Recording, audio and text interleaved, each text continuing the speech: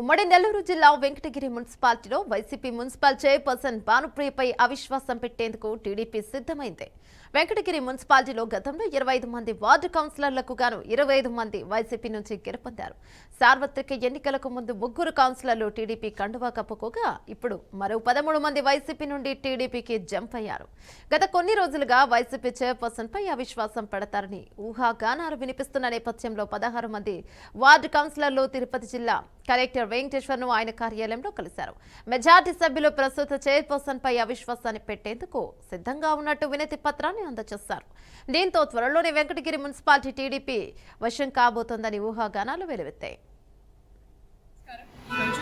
Venkatagiri municipality నుంచి 16 మంది counsellors మన తిరుపతి జిల్లా కలెక్టర్ దగ్గరికి రావడం జరిగింది. తిరుపతిలో అవిశ్వాస తీర్మానాన్ని మన కలెక్టర్కి ఇవ్వడం జరిగింది. ముఖ్యంగా ఆమె మన వెంకటగిరికి సంబంధించిన అభివృద్ధి చర్యలు ఏమీ చేయకపోవడం, అదేవిధంగా మున్సిపాలిటీకి సంబంధించిన సమావేశాలు అజెండాలు అన్ని సమస్యల మీద ప్రిపేర్ చేయకపోవడం, సమావేశాలు పెట్టడంలో కూడా విపరీతమైన జాప్యం, 3 నెలలకు ఒకసారి 4 నెలలకు ఒకసారి పెట్టడం, ప్రజా సమస్యలను పక్కన పెట్టడం, ముఖ్యంగా ప్రజా ప్రతినిధుల బాధల్ని ఆక్రోశాన్ని అర్థం చేసుకోకపోవడం, ఇవన్నీ మనం ప్రజలకి ఇవ్వాల్సిన కనీస అవసరాలైన తాగునీరు, వెంకటగిరి పరిశుభ్రత, లైటింగ్, స్ట్రీట్ లైటింగ్, ఈ కనీస అవసరాలు ఏదైతే మున్సిపాలిటీ చేయాలో ప్రజలకి అవి కూడా సరిగా అందకపోవడం అనేది చాలా బాధాకరమైన విషయం.